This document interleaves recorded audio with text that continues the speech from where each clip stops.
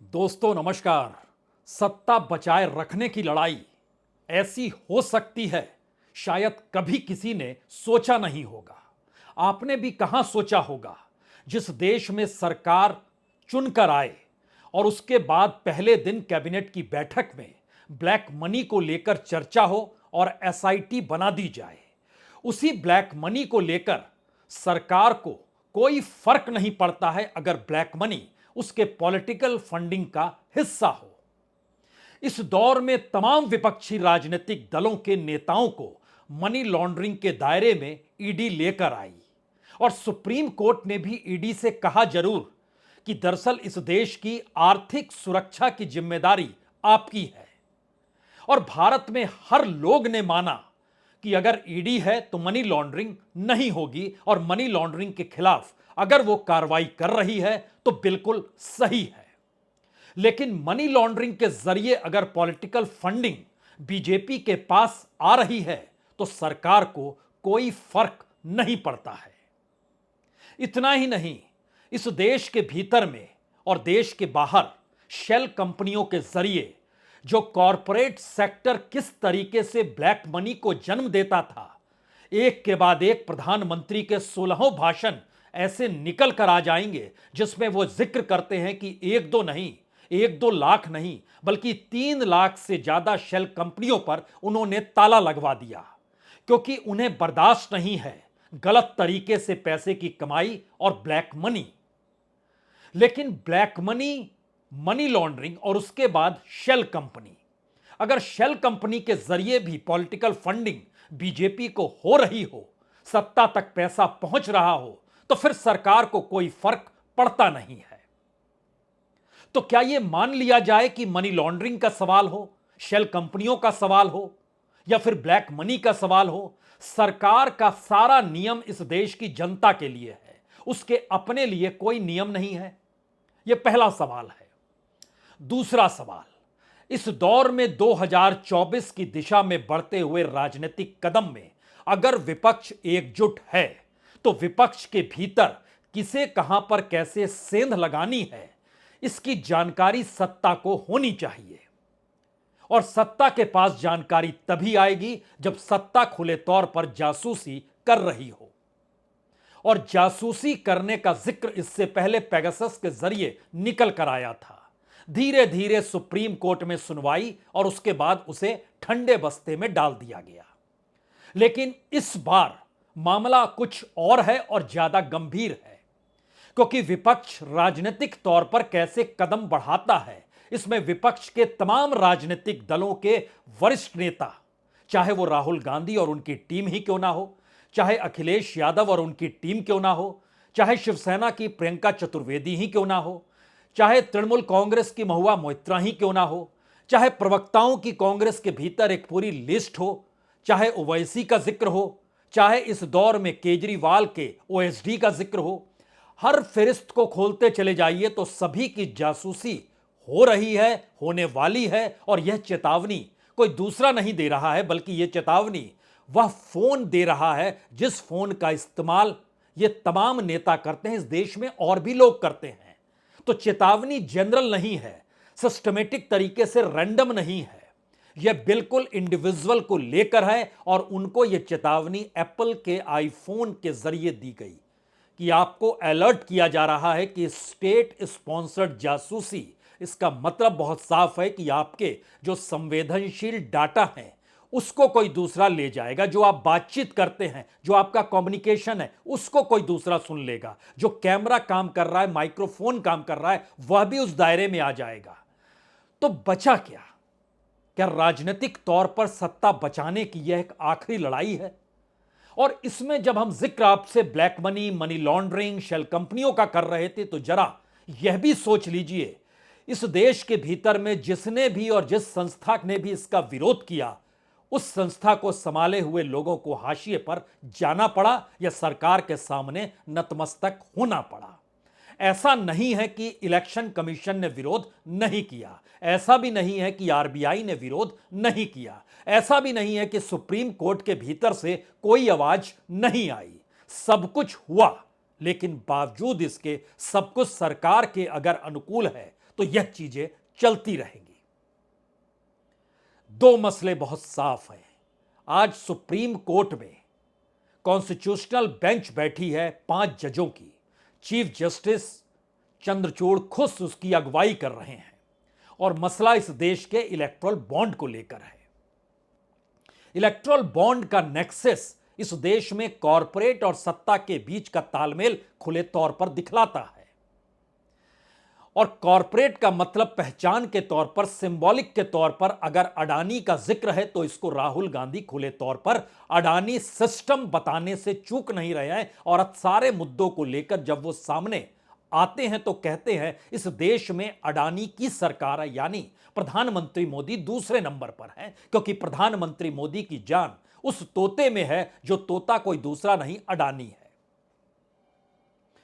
हमें लगता है कि आज इन बातों पर इसलिए गौर कीजिए और आज पुरानी फाइलों को इसलिए खोलिए क्योंकि इस देश के भीतर की डेमोक्रेसी जो थी, जो पावर बैलेंस था, जो संविधान द्वारा प्राप्त स्वायत्त संस्थानों को अधिकार थे, उसको कैसे धीरे धीरे खत्म कर सत्ता बचाने की पूरी लड़ाई मोदी काल में निकलकर खुले तौर पर सामने आ गई। और आज जासूसी के जरिए या सुप्रीम कोर्ट के भीतर सुनवाई के जरिए यह बात निकल कर आ रही है, लेकिन उससे पहले विरोध होते थे, सवाल उठाए जाते थे, सरकार के नियम कायदों को कटघरे में खड़ा किया जाता था, लेकिन एक सबको धीरे धीरे एक एक करके खारिज कैसे किया गया, हमारी टीम ने इस पर उन तमाम डॉक्यूमेंट्स को निकाला और जानकारी आज आपको होनी चाहिए। यह सब जो हम कह रहे हैं उसके पीछे का बेस क्या है। उस बेस का सबसे बड़ा आधार आज की सुनवाई जो सुप्रीम कोर्ट में हो रही है उसमें जो कहा जा रहा है, हमें लगता है उससे पहले की परिस्थिति में आपको ले चलते हैं। जब आरबीआई ने इलेक्टोरल बॉन्ड को लेकर कहा था कि मनी लॉन्ड्रिंग को यह बढ़ावा देगा और इसके जरिए ब्लैक मनी को व्हाइट करना संभव होगा, जब इलेक्शन कमीशन ने कहा था कि चंदा देने वालों के नाम गुमनाम रखने से पता लगाना संभव ही नहीं होगा कि राजनीतिक दल ने धारा 29B का उल्लंघन करके चंदा लिया है या नहीं लिया है, और विदेशी चंदा देने वाला भी कानून जो है वो बेकार हो जाएगा, कोई मायने नहीं रखेगा। सुप्रीम कोर्ट ने भी कहा था इलेक्टोरल बॉन्ड के जरिए काले धन को कानूनी किया जा सकता है, इसका डर है, और विदेशी कंपनियां सरकार और राजनीति को प्रभावित कर सकती है, इसका भी डर है। यह बात 2017 की है। 17-18 में जब इलेक्टोरल बॉन्ड लाने से पहले चीजें चल रही थी। लेकिन जरा एक कल्पना और कीजिए कि आज की तारीख में सरकार जब सुप्रीम कोर्ट में जाकर यह कह दे कि इस देश की जनता को यह जानने का अधिकार ही नहीं है कि कोई भी पॉलिटिकल पार्टी कहां से चंदा ले रही है और चंदा देने वाला कौन है, वो चंदा देने वाला किस पैसे को रोटेट कर रहा है, शेल कंपनियों के जरिए रोटेट कर रहा है, अपनी ब्लैक मनी को व्हाइट बना रहा है, या इस दौर के भीतर में जो मनी लॉन्ड्रिंग हो रही है उसकी वो हिस्सेदारी में खड़ा हुआ है। और चूंकि वो चंदा दे रहा है तो फिर उसकी जानकारी जनता को क्यों होनी चाहिए, इस बात का जिक्र अटॉर्नी जनरल आर वेंकटरमणी ने बहुत साफ तौर पर अदालत के सामने कल ही अपनी बात को रख दिया। और आज जब बहस शुरू हुई, क्या क्या कहा गया, उससे पहले हमें लगता है एक बार फिर कुछ पुरानी फाइलों को खोलिए जिस दौर में सवाल उठते थे। इलेक्शन कमिश्नर ओपी रावत, उनका बहुत साफ कहना था इलेक्टोरल बॉन्ड का मिसयूज शेल कंपनियां करेंगी, लेकिन उस वक्त नौकरशाह झुक चुके थे। और इकोनॉमिक अफेयर के सेक्रेटरी उस दौर में हुआ करते थे सुभाष चंद्र गर्ग। उनका बकायदा रिकॉर्ड नोट है जिसमें उन्होंने लिखा कि शेल कंपनियां इसका मिसयूज करेंगी, इस बात का जिक्र बकायदा इलेक्शन कमीशन कर रहा है।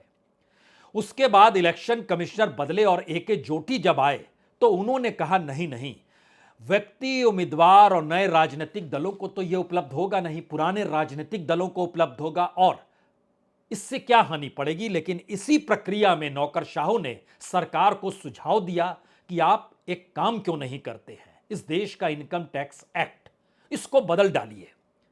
उसको बदलिए इस तरीके से कि अब आपको जो चंदा मिलेगा उसकी जानकारी आप देने की स्थिति में नहीं रहेंगे। यानी जिसको पॉलिटिकल चंदा मिल रहा है वो नहीं बताएगा कि कहां से हमको पॉलिटिकल चंदा मिल रहा है, तो आईटी एक्ट बदल दिया गया। दूसरा सुझाव आया कि एफसीआरए एक्ट को भी बदल डालिए। सुझाव देने वाले कोई दूसरे शख्स नहीं थे, या तो सचिव स्तर के अधिकारी थे या ईडी में काम कर रहे लोग थे जो सरकार के लाइमलाइट में आना चाहते थे, सरकार के साथ खड़ा होना चाहते थे। उन्होंने सुझाव दिया और एफसीआरए कानून भी बदल दिया गया, जो कि विदेशी पैसे को लेकर इस देश में कड़े कानून के तहत बनाया गया। और कल ही तो गहलोत के बेटे को दिल्ली एफसीआरए कानून के तहत बुलाया गया, जिसपे उन्होंने कहा हमारा विदेशी पूंजी से कोई लेना देना नहीं है। लेकिन पूछताछ उनसे हुई कि कुछ तो लेना देना होगा, यूं ही तो बात नहीं है, हमारे पास कुछ रिकॉर्ड तो है। अब सवाल यह है कि इस देश के भीतर में जो विदेशी कंपनी इस देश में कोई छोटी सी सब्सिडरी कंपनी खोल लेती है, वो शेल कंपनी की तरह ही काम करे, वो अगर सरकार को पैसा डोनेशन दे रही है तो फिर उसकी जानकारी देगी नहीं, ईडी को भी नहीं दी जाएगी और आईटी को भी नहीं दी जाएगी और सरकार को भी नहीं दी जाएगी, क्योंकि एफसीआरए कानून में यह ढील दे दी गई। जो विदेशी कंपनियां अपनी सब्सिडरी कंपनियों के जरिए जो पॉलिटिकल फंडिंग इलेक्टोरल बॉन्ड के जरिए करेगी, उसकी जानकारी देने की जरूरत नहीं है, तो उसको भी बदल दिया गया। अब दो कानून इस देश में पॉलिटिकल फंडिंग के लिए बदल गए। बात यही नहीं रुकती है, बात यह है कि उस वक्त आरबीआई गवर्नर उर्जित पटेल हुआ करते थे। हम जिक्र आपसे 14 सितंबर 2017 का कर रहे हैं। उर्जित पटेल ने उस दौर के वित्त मंत्री अरुण जेटली से कहा, हम इस बात से चिंतित हैं कि वर्तमान में जो विचाराधीन मामले एक वाहक उपकरण के रूप में जो बॉन्ड जारी किए जा रहे हैं, इलेक्ट्रल बॉन्ड जारी, वो विशेष रूप से शेल कंपनियों के उपयोग का माध्यम बन जाएंगे और उसका खुलकर दुरुपयोग होने की पूरी संभावना है। तब वो सुझाव एक और देते हैं कि दरअसल आप ऐसा क्यों नहीं करते हैं कि जो पेमेंट हो वो डिजिटल फॉर्म में हो, यानी डीमैट के जरिए हो, और इसमें कोई फिजिकल फॉर्म ना रहे, चेक ना रहे, इलेक्ट्रल बॉन्ड भी ना रहे। अरे आप कंप्यूटराइजेशन हो रहा है, डिजिटल इंडिया है, आप डीमैट के तहत और डिजिटल फॉर्म में आप कर दीजिए। अब सोचिए सरकार क्या जवाब देगी। हमने जो आपको इससे पहले कहा कि सरकार को अच्छा लगता है उन लोगों के नामों को छुपाना जो सरकार को डोनेशन देते हो, उन ब्लैक मार्केट करने वाले या ब्लैक मनी को संजोए हुए लोगों के नाम को छुपाना या शेल कंपनियों को छुपाना अच्छा लगता है। क्योंकि जो पत्र economic affairs secretary Subhash Garg ने तर्क दिया और आरबीआई गवर्नर को भेजा, जो 5 अक्टूबर 2017 को था, उनका कहना था कि दरअसल ये इलेक्ट्रल बॉन्ड की जो पूरी योजना है, ये राजनीतिक चंदे को अधिक जवाबदेह और स्वच्छ बनाने का एक गंभीर प्रयास है। बात यही नहीं रुकी। उसके बाद उन्होंने कहा कि सरकार ने बड़ा इस पे विचार किया है कि अगर डीमैट फॉर्म में इलेक्ट्रल बॉन्ड राजनीतिक दलों को के जरिए पैसा दिया जाएगा तो फिर जो पैसा दे रहा है उसको तो नाम सामने आ जाएगा, जबकि गुमनामी प्रदान करने की योजना ही तो प्रमुख विशेषता इस इलेक्ट्रल बॉन्ड के जरिए है। यानी नाम को छुपाना है, इसीलिए तो हम इलेक्ट्रल बॉन्ड लेकर आए हैं। तो और आप कह रहे हैं कि सब कुछ सामने ले आइए।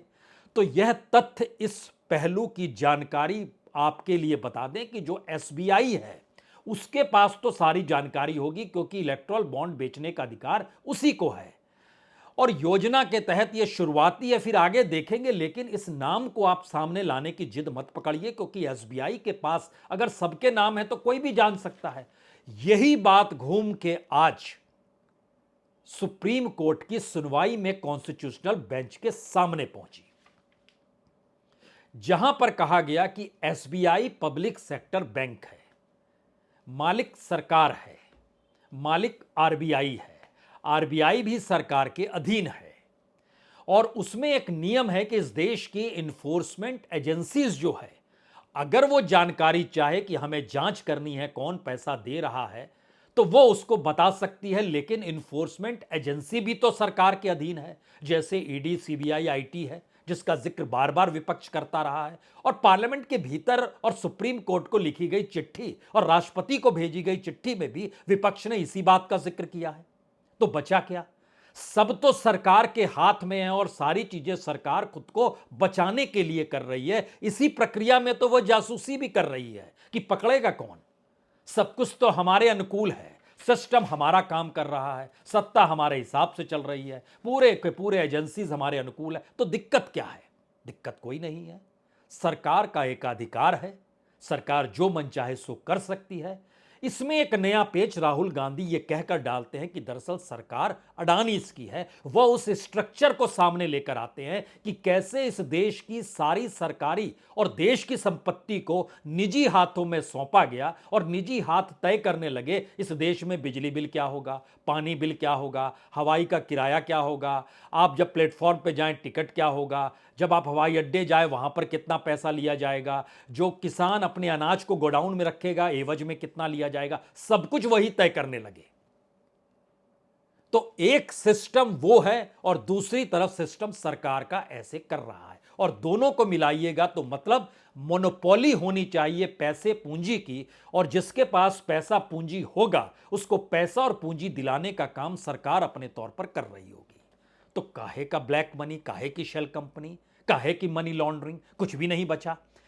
क्योंकि यह लड़ाई जिस रूप में चल रही है उसमें जब आज सुप्रीम कोर्ट के भीतर एक एक करके जो जिक्र हो रहा था, हमें लगता है उसको भी आज आपको सुनना चाहिए। बहुत साफ तौर पर कहा गया कि इनकम टैक्स और एफसीआरए में संशोधन किया गया है, यानी फंड किससे आया बताने की जरूरत नहीं।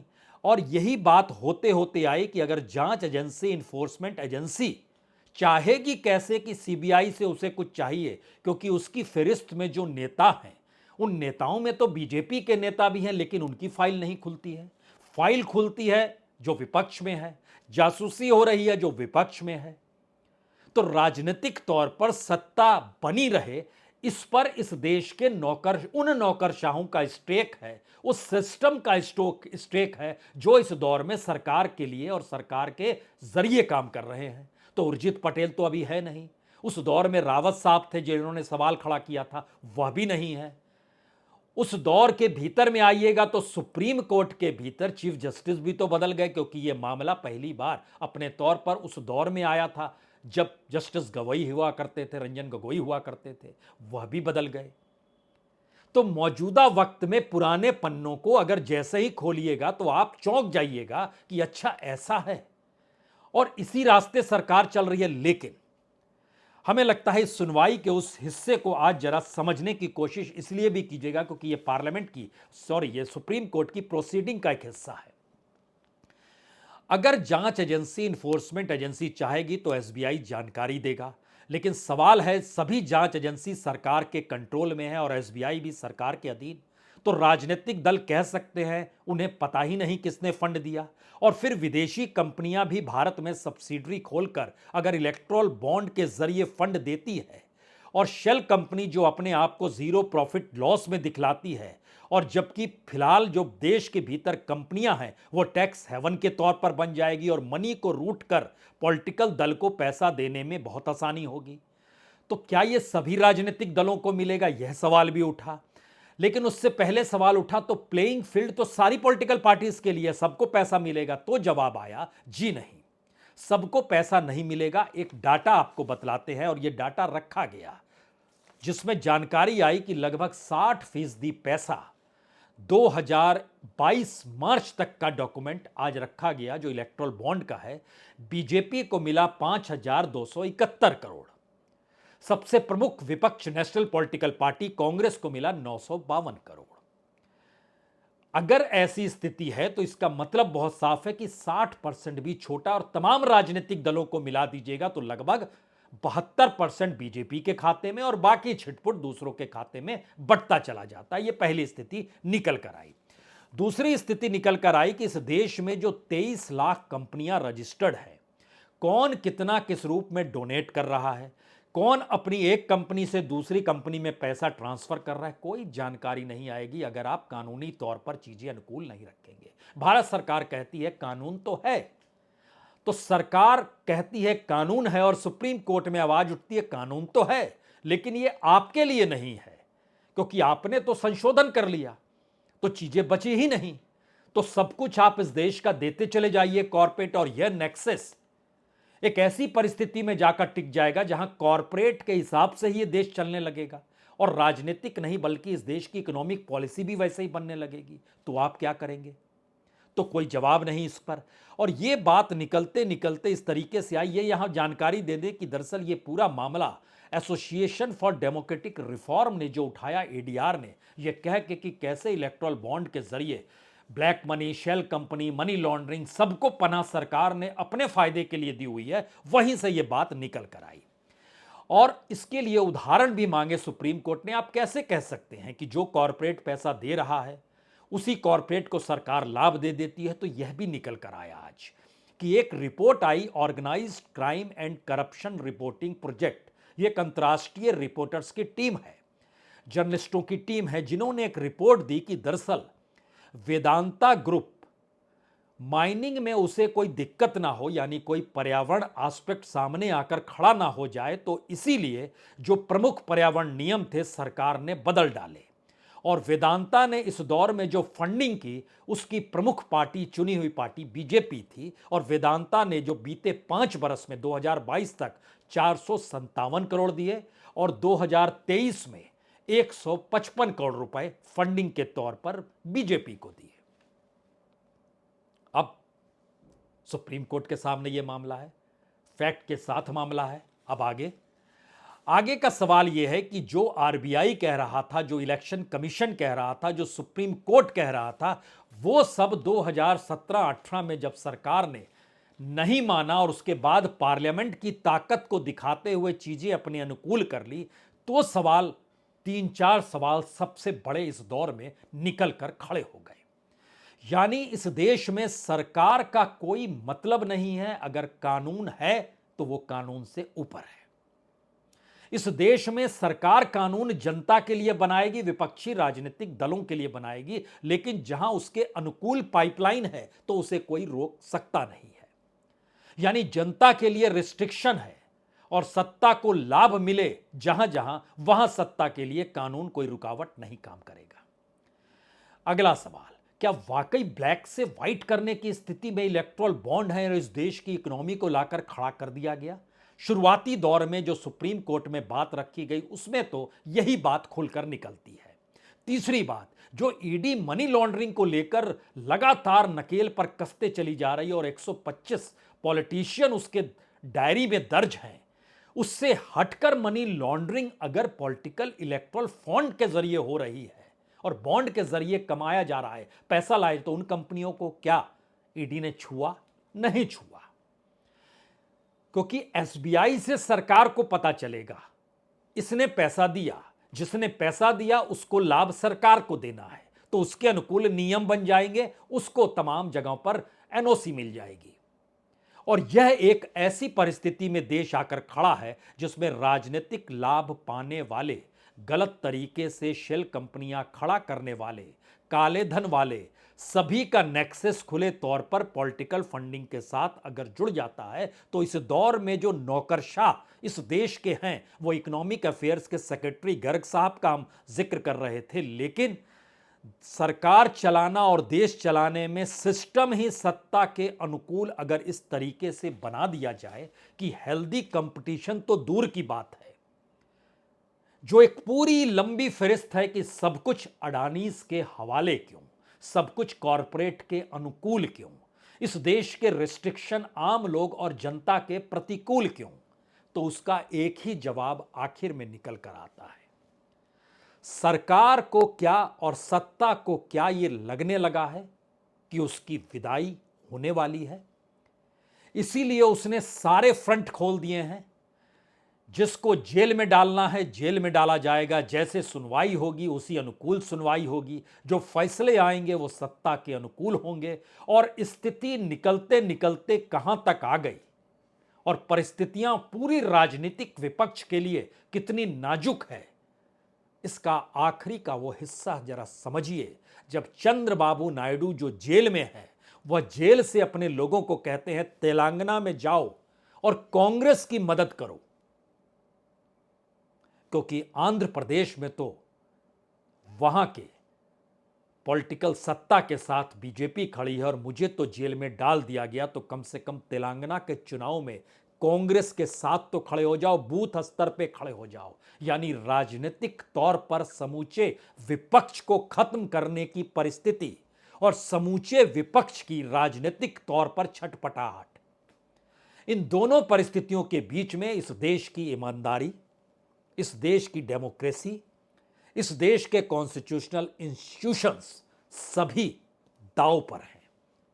सभी की साख दांव पर है, सभी के कामकाज दांव पर है। समझ लीजिए तो ठीक है, वरना सुप्रीम कोर्ट का इंतजार करते हैं। जब जागे तभी सवेरा। बहुत बहुत शुक्रिया, बहुत बहुत शुक्रिया।